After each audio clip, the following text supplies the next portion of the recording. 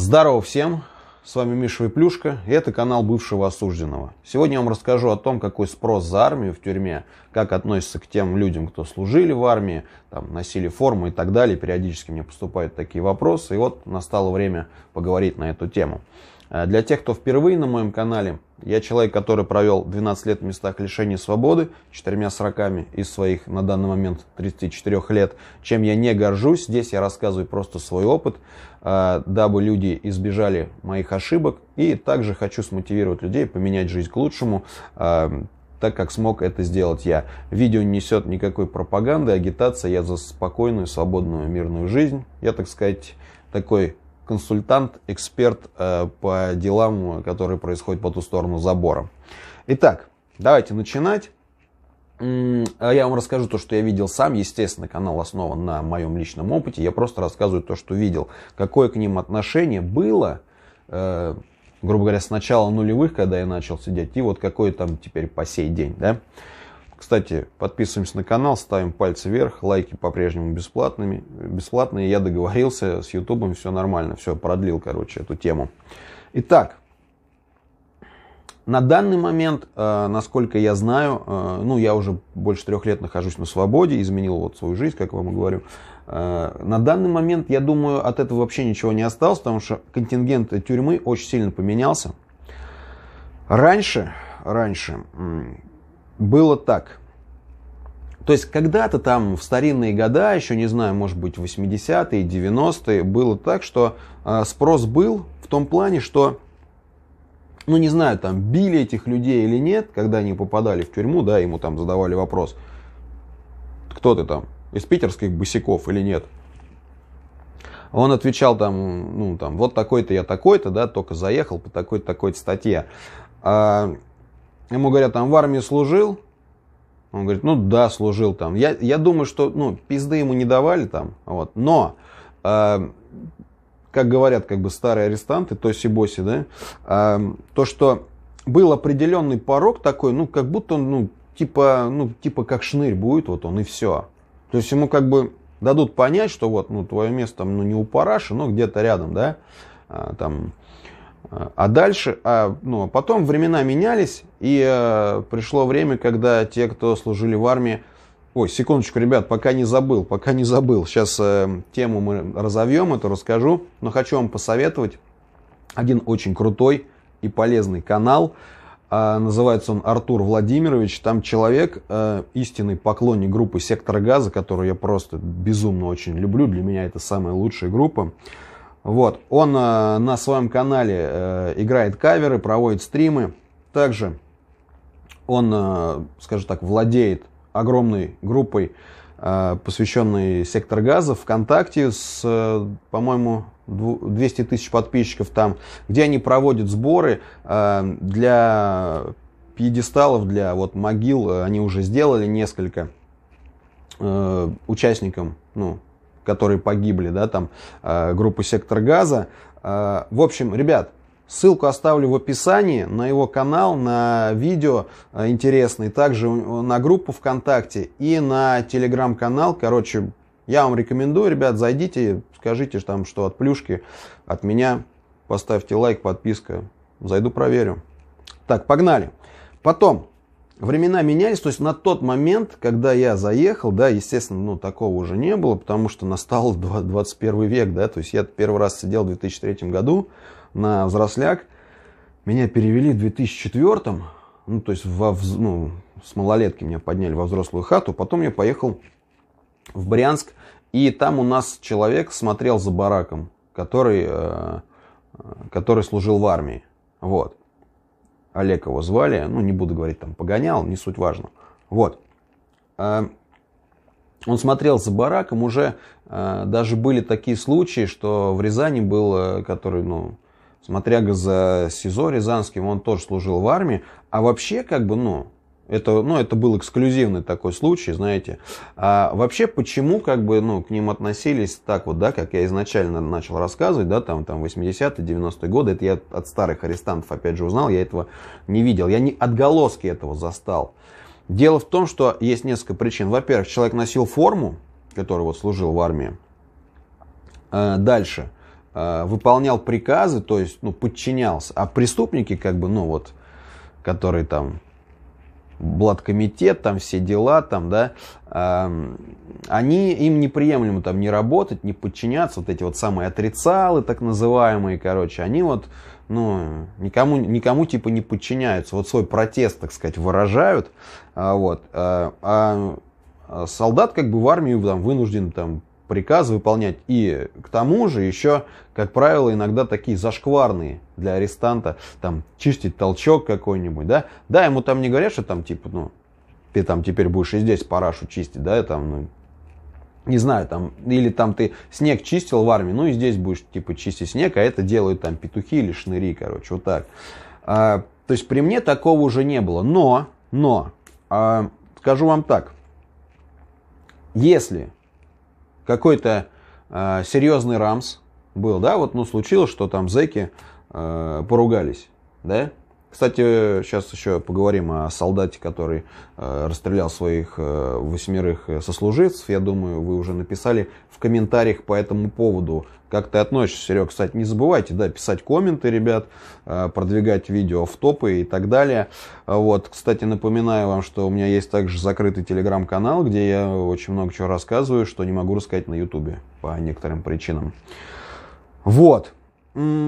То есть, если, возвращаемся назад, то есть, если между арестантами, когда были вот такие вот времена еще, черные зоны и так далее, происходил какой-то там конфликт, рамс, там перепалка, в общем, даже на тот момент, когда я уже сидел, то есть, это стало отходить в сторону, этим могли заткнуть рот, как бы, ну, стегануть по глазам, то есть, сказать, ты автоматная рожа. Ну, типа, ты что вообще базаришь на равных, да? Несмотря на то, что он вот будет жить там мужиком, все там, как бы, и, знаете, как вот, как вам объяснить? Вы всегда пишете там, что, типа, а что за двойные стандарты, да? Почему вот, как бы, к одним такое отношение, к другим другое? Да, кто-то служил в армии, да?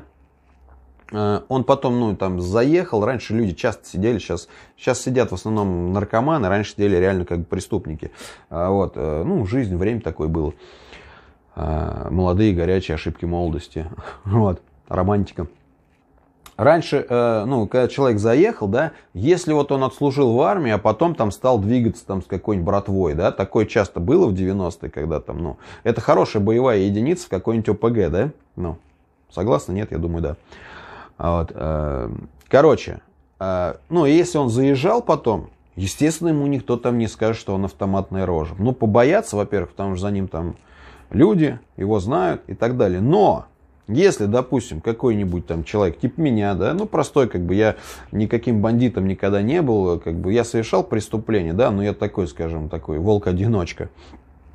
Вот, то есть, если я, как бы, обычный такой малый, вступлю в рамс с каким-то с человеком, да, который не служил в армии, а я служил, то мне как бы этим закроют рот и скажут, да ты вот вообще ты не имеешь права базарить на равных, вот, потому что ты автоматная рожа, вот, а я нет. В общем, вот так вот. Почему это делается? Потому что, ну, это зэки. Вы все время, я вам не устаю повторять, вы все время думаете, что там Робин Гуды сидят. Нет, там сидят в основной массе те, кто, ну, реально украл у бабушки пенсию, заехал, как бы, и теперь там газует, блатует, вот, и зарабатывает себе авторитет.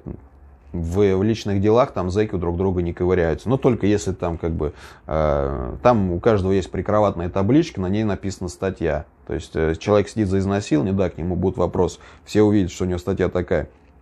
Человек сидит за разбой, к нему не будет никаких вопросов, потому как, ну, нормальная обычная статья. А по этому разбою, может быть, он реально там бабки с топором там чуть голову не отрубил, там забрал у него сумку с продуктами. Такое бывало тоже. Вот. Вот и все. Вот что еще хотел сказать вам. По поводу солдата, сейчас еще вернемся к этому. Почему я затронул эту тему? Ребят, мне периодически пишут люди, а я вот решил пойти работать в МЧС, к примеру, да? Что со мной будет, если я попаду в тюрьму и где я типа буду сидеть? Какие ко мне будут вопросы? А я вот там работаю пожарным, да, там что со мной будет? Я не пойму одного. Куда вы, блядь, все собираетесь? Я человек, который, ну, грубо говоря, под колпаком, у меня надзор еще 4 года, мне даже громко пукать нельзя. Я человек, у которого опасный рецидив, который 12 лет провел в тюрьме, как бы там, ну, она чуть ли не родным домом, это треть жизни моей, даже чуть побольше, была там проведена. Я туда не собираюсь, я делаю все, чтобы туда не попасть. Я не хочу туда, и вам говорю, сижу, рассказываю, объясняю, да, что там вот так вот, но даже вот это видео, да, я вам объяснил, как относятся к людям, там, да, которые служили, но я вам также и объяснил, что, блядь, там... Дело не в том, служил ты, не служил. Дело в том, что если надо будет, до тебя доебутся и сожрут просто, и все там. Вот посыл какой ролика, посыл основной, да? Что всегда, во-первых, надо быть человеком, это раз. Неважно, кто ты вообще, кем ты работал, хоть в ментовке, хоть где, хоть там, не знаю, не суть важно. И то, что гондоны есть везде. Где бы ты ни находился, вот и все. Есть хорошие люди, есть плохие. Я не пойму, куда люди собираются. Вот. Я вам пытаюсь объяснить все. Нет, если, конечно, ты по вечерам кладмен, да, делаешь закладки, а днем ты работаешь в МЧС, конечно, я тогда понимаю, зачем ты как бы мне пишешь, интересуешь, что с тобой будет в тюрьме. Это другой момент. Но если ты просто работаешь в МЧС, да, и ты такой думаешь, бля, что со мной будет, если меня посадят?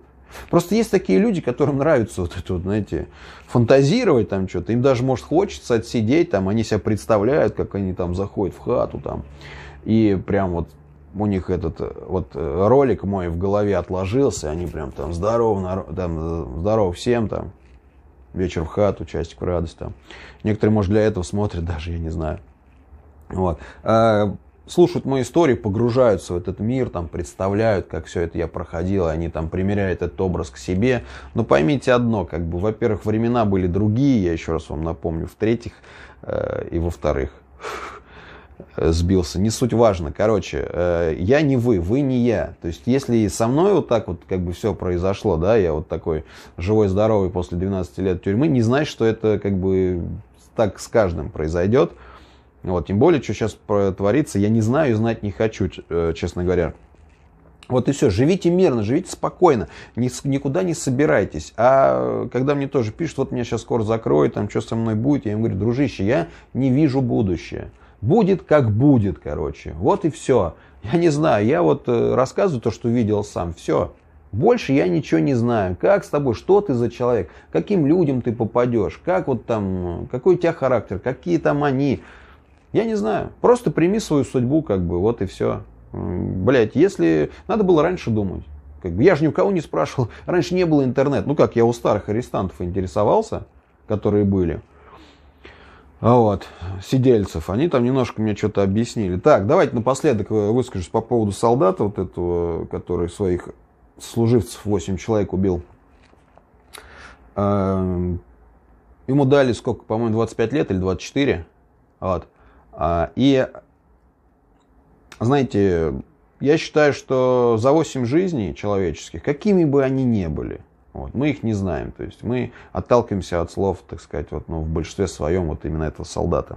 Я не знаю подробностей, могу ошибаться, но я все равно считаю, что 8 человеческих жизней, 25 лет, а в 90-е годы давали за 1-2, за трупа, как бы все пожизненно. Есть люди, которые сидят сейчас на Вологодском пятаке, им пожизненный срок дали за одного убитого человека, и они говорят, слушайте, сейчас за это преступление дают там 5, 6, 7 лет. Мне вот в 90-е дали, я сижу пожизненно. Да, это, как вам сказать, не то, что мало, ну, немного, я бы так сказал. Потому что людей не вернуть.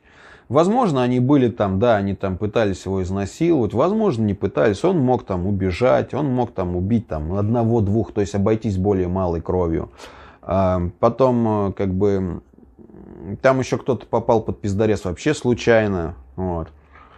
То есть я считаю, что, ну, может быть, они там, да, там какой-то херней занимались. Но знаете, я тоже херней занимался. Вот ко мне ум-то пришел, вот, ну, я надеюсь, что он пришел, грубо говоря, в 30 лет, вот. По молодости всякое бывает. То есть, ну, что теперь, всех убивать, что ли?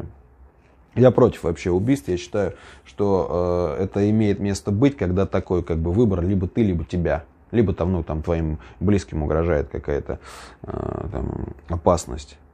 Вот и все. А вы напишите обязательно то, что думаете по этому поводу. Не знаю, согласны вы со мной или нет. Вот, что вам еще хотел сказать, ребят. Вот теперь, когда вы дослушали меня, сейчас вам хочу сказать напоследок, что этого, скорее всего, уже нет в зонах. Ничего нет. Потому как сейчас сидят одни барыги, ну, закладчики и сами наркоманы. Все. Все, кто были вот реально преступниками, худо-бедно какими-то криминальными элементами, даже такими, как я, да, просто шпана уличная, гопник, они уже все, они уже не сидят, они уже в этом дурдоме уже даже мы там не можем и не хотим. Ну, я вот лично как бы устал, я хочу прожить остаток жизни, который мне Бог отмерил на этой земле спокойно. Вот, так что сейчас, я думаю, никаких спросов нет, потому что сейчас спрашивать некому. Сейчас сидят те, с кого раньше спрашивали сами, и которые чуть ли там не под шконкой все валялись вот, весь срок. Вот такие дела. Напоследок, что вам хочу сказать. Теперь, послушав мое мнение, прошу вас оценить это видео, написать коммент, продвинуть ролик. Лайки бесплатные, дизлайки платные, 100 рублей снимают с карты. Вот, шутка юмором. Также напоминаю, что у меня есть соцсети, ссылка на них в описании. TikTok. Тоже крутая тема. Второй канал Live, где выходят другие ролики и стримы по игровой тематике GTA RP. Я там играю с подписчиками. Да, я вот такой вот человек. Что ж поделаешь. Вот. И не забывайте нажимать еще в колокольчик, чтобы не пропускать видео. Я стараюсь. Все, ребят. Всем добра, берегите себя, своих близких. Всем здоровья. Увидимся.